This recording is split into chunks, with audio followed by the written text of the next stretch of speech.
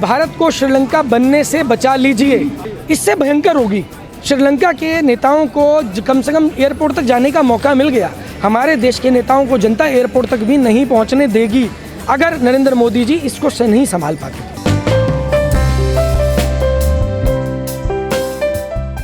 देखिए, अब कोई विकल्प नहीं बचा है। वो लोग रोड पे क्यों उतर रहे हैं? क्योंकि रोजगार नहीं है, स्वास्थ्य सेवाएं नहीं मिल पा रही हैं। वो उन लोगों को अपने घर के सामान बेच कर, अपने जो उनकी सेविंग्स थी वो ख़त्म हो चुकी हैं, अपने घर की एसेट्स को बेच कर घर चलाना पड़ रहा है, गहने गिरवी रखकर इलाज करवाना पड़ रहा है। तो जब ये स्थिति हो जाएगी तो आपको क्या लगता है कि देश की जनता रोड पे नहीं उतरेगी? देश की जनता हिसाब तो मांगेगी। हो सकता है कि इसमें 2 महीने, 4 महीने, 6 महीने लग जाएं। दिसंबर जनवरी आते आते लगभग ये स्थिति हम मान रहे हैं, अगर नरेंद्र मोदी जी नहीं संभाल पाते हैं तो ये स्थिति हो जाएगी। ऐसी स्थिति होने वाली है, इससे भयंकर होगी। श्रीलंका के नेताओं को कम से कम एयरपोर्ट तक जाने का मौका मिल गया, हमारे देश के नेताओं को जनता एयरपोर्ट तक भी नहीं पहुंचने देगी अगर नरेंद्र मोदी जी इसको से नहीं संभाल पाते थे। डॉलर सर 80 के करीब पहुंच गया है। देखिए, आपको ये पूछना चाहिए कि कोई ऐसा व्यक्ति जो नरेंद्र मोदी जी की प्रतिष्ठा को बचा सके, गिरती हुई प्रतिष्ठा को बचा सके, कोई ऐसा व्यक्ति देश में है? क्योंकि मनमोहन सिंह जी के लिए यही सवाल पूछा गया था जब डॉलर 60 रुपये था। ये जो डॉलर है ये ऐसे ही नहीं गिर जाता। मैं जानता हूँ सरकार के अंदर काम कैसे होता है, ये इरादतन इसको गिराया जा रहा है। इनकी सांठगांठ है विदेशों से, विदेशों के अंदर इनकी संपत्तियां हैं, विदेशों के अंदर इनके व्यापार हैं। 10,000 से ज़्यादा व्यापारी देश छोड़ के जा चुके हैं। 10,000 व्यापारी कौन हैं? वो इंडिविजुअल नहीं है, वो 10,000 वो लोग वो हैं जिनके साथ कम से कम 100-100, 200 काबिल लोग देश छोड़कर बाहर चले गए हैं। तो वो देश का टैलेंट था जिसको बाहर जाना पड़ा मजबूरी के अंदर, क्योंकि जब देश को आपने आग में ढकेल दिया है, हिंदू मुस्लिम की आग में ढकेल दिया है, तो उनको कोई स्कोप नज़र ही नहीं आ रहा है। जो बैंक है वो सब नीचे हो जाएंगे एसबीआई को छोड़ करके, नौकरी कैसे मिलेंगी? जो एसबीआई भी पेंडिंग में है प्रस्ताव। देखिए, आप ये कह रहे हैं कि बैंक प्राइवेट हो जाएंगे, मैं ये कह रहा हूँ कि 6 महीने का रुक जाइए।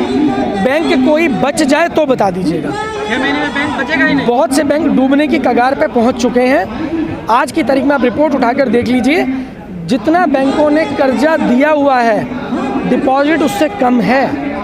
आज लोग डिपॉजिट नहीं कर रहे हैं। बहुत बड़ी बात बोल रहे हो, बैंक करेंसी आ जाएगी देश में। बिल्कुल, आज उस स्थिति में हम पहुंच चुके हैं, क्योंकि आज लोग, आज आपकी मैं बात करूं, आपके कितने भी साथी हैं, जनता खड़ी, किसी से भी पूछ लीजिए, अगर आपकी जेब में कैश आता है तो आप कैश को बैंक में जमा कराने नहीं जाते हैं। क्यों? जमा करवाने पे पैसा काटेंगे, निकालने पे पैसा काटेंगे, चेक पे पैसा काटेंगे, ATM पे पैसा काटेंगे, ऑनलाइन ट्रांजेक्शन पे पैसा काटेंगे, हर चीज़ पे आप पैसा काटेंगे। तो कोई व्यक्ति अपना पैसा बैंक में क्यों रखेगा? सुसाइड कर लेंगे फिर ऐसे अगर इससे।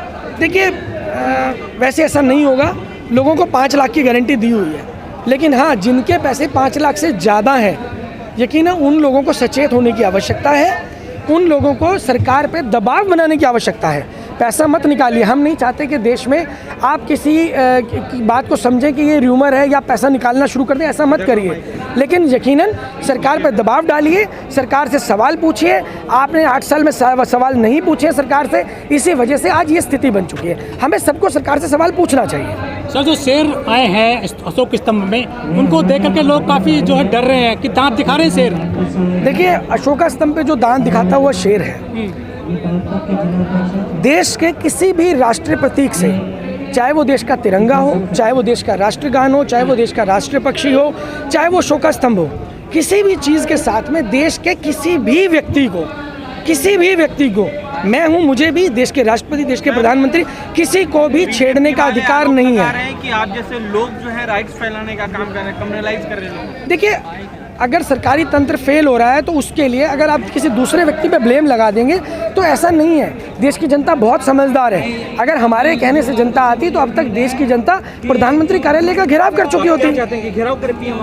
देखिए, हम तो ये कह रहे हैं कि प्रधानमंत्री मोदी जी सचेत हो जाएं और ऐसा ना हो इसके लिए प्रयास करें। हम श्रीलंका की बात कर रहे हैं, आप इसको इंडिया पर लेकर आ गए, तो इंडिया में ऐसा नहीं होना चाहिए। श्रीलंका जल रहा है, उसके लोग, शरणार्थी लोग यहाँ आ रहे हैं।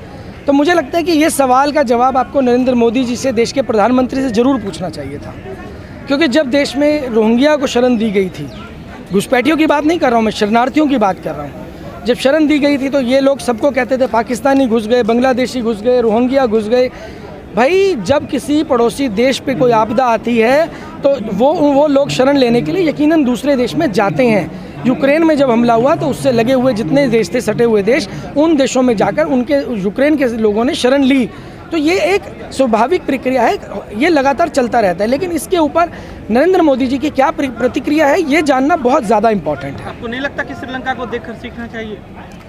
देखिए, मैं ऑलरेडी कह चुका हूँ, आज नरेंद्र मोदी जी से हाथ जोड़कर मैंने विनती करता हूँ कि आप भारत को श्रीलंका बनने से बचा लीजिए, भारत को श्रीलंका बनने से बचा लीजिए। आज देश के ऊपर जो विदेशी कर्ज है इस हद तक पहुंच चुका है, विदेशी मुद्रा भंडार इस हद तक नीचे गिर चुका है, डॉलर का प्राइस 80 पार कर चुका है। कोई तो आगे आकर प्रधानमंत्री जी की गिरती हुई प्रतिष्ठा को बचा ले। अरे देश में एक भी व्यक्ति नहीं बचा कि प्रधानमंत्री जी की प्रतिष्ठा को बचा सके। भारत श्रीलंका जैसी स्थिति में नहीं जाएगी, कारण बहुत सारे दे रहे। देखिए, यकीनन ऐसा नहीं होगा, हमें भी ऐसा लगता है कि ऐसा नहीं होगा। लेकिन जो स्थिति 8 साल पहले थी, देश में बहुत अच्छी रोज़गार की व्यवस्था थी, लोग रोज़गार कर रहे थे, खाना खा रहे थे, काम धंधे चल रहे थे, व्यापारी सुसाइड नहीं कर रहे थे। लेकिन आज की तारीख के अंदर व्यापारी जो भारतीय जनता पार्टी का कट्टर सपोर्टर था वो आज भारतीय जनता पार्टी के लात मार रहा है।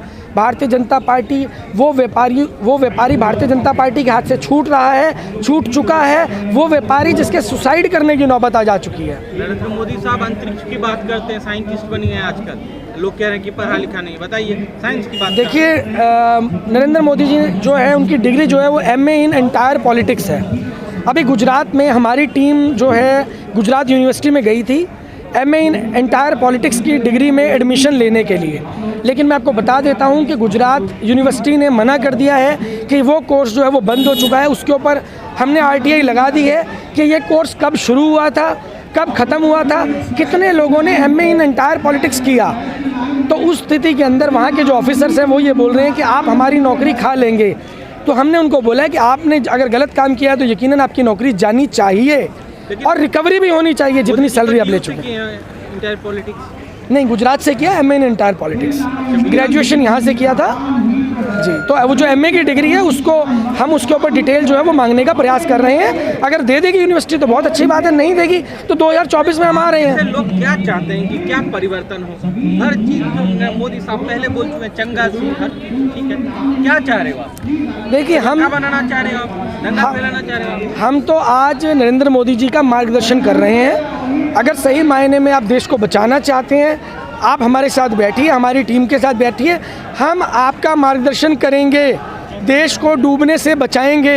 हमारी पूरी टीम है, पूरे देश में हम काम कर रहे हैं, हर मुद्दे पर हम काम कर रहे हैं। आप शिक्षा नीति पे बात कर लीजिए, स्वास्थ्य नीति पे बात कर लीजिए, किसी भी नीति पे आप बात कर लीजिए, हम बात करने के लिए तैयार हैं। और मैं आपके व्यूअर्स को एक बात और बता देता हूँ, जो health card, Ayushman Bharat card, जिसके ऊपर केंद्र सरकार डंका पीट रही थी, अपनी पीठ थपथपा रही थी, वो डिफ़ॉल्ट हो चुका है। उत्तर प्रदेश के अंदर उसका भुगतान बंद हो चुका है। हॉस्पिटलों ने वो कार्ड एक्सेप्ट करना बंद कर दिया है और यही स्थिति कल पंजाब में भी शुरू हो चुकी है और धीरे धीरे लगभग पूरे देश के अंदर यही स्थिति बनती जा रही है।